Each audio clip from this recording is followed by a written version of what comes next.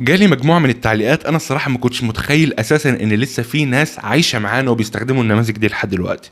اكتر من تعليق جالي كان بيسالني وبيقول لي: يا عبد اللطيف، ليه شركه اوبن اي اي شالت نموذج اللي هو الاو 4 ميني او اللي هو الفور او من على سيرفرات الشركه؟ ما بقناش عارفين نستخدمه. انا الصراحه لو جيت للحق انا كنت مستغرب ان لسه في اساسا ناس بتستخدم النماذج دي. انا الحقيقه كنت يعني الموضوع بالنسبه لي كان مفاجاه، واصلا انا ما عرفتش الخبر بتاع ان هم شالوا النماذج دي الا منهم. يعني لما رحت وبحثت وعرفت بقى ليه هم شالوا النماذج دي. طبعا لاكتر من سبب. اول سبب وهو طبيعي جدا ومنطقي، وهو ان بالفعل النماذج دي قديمه خلاص. النماذج دي ما عادش حد بيستخدمها، او اللي بيستخدموها قليل قوي.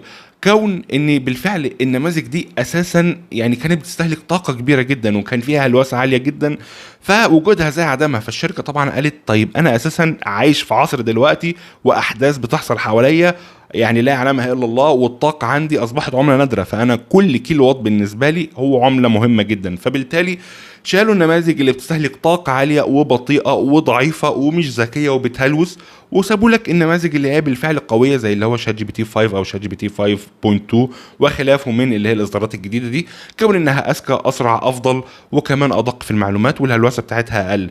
فعشان كده وكمان اهم من كل ده ان هي موفره للطاقه. فطبعا ده شيء منطقي جدا. الجديد بيشيل القديم. الحاجة التانية وهي كانت بالفعل النماذج القديمة دي غير آمنة على المستخدمين. هتقول لي ازاي يعني؟ هتمسك لي مطوة؟ هقول لك لا، مش كده.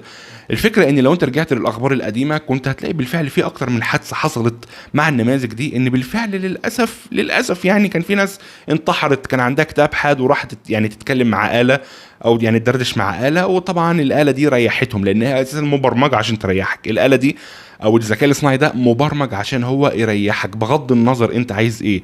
هو هيعمل لك اللالا لاند ده كله عشان خاطر ان هو يديك اللي انت عايزه، حتى لو بالكذب، حتى لو بالخداع، حتى ان هو ممكن ينهي حياتك. يعني الناس دي كان عندها بالفعل اكتئاب حاد، فلما راحت وفضفضت معاه، وطبعا الناس دي كان في دماغها اساسا فكره الانتحار من البدايه، فعشان الذكاء الاصطناعي يريحك قال لك: خلاص ما دام انت عايز تنتحر ومصر على الانتحار، روح انتحر وريح نفسك وريح العالم منك وخلاص انتهى الموضوع. فالناس طبعا كون ان هي عندها اكتئاب حاد فراحت انتحرت.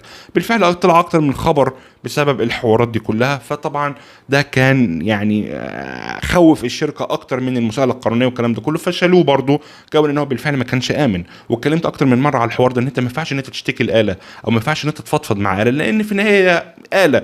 يعني بمنطقي او بالعقل هتروح تفضفض للتلفزيون؟ اكيد لا، حته حديده. في النهايه يا صديقي قول لي ايه رايك في النوع ده من المحتوى. ان شاء الله هبتدي ارد على الاسئله او الحاجات اللي انتوا بتسالوها لي بس عن طريق شورتس وفيديوهات زي دي. لو عجبتكم سيب سؤالك تحت وان شاء الله هعمل عنه فيديو. ومع السلامه.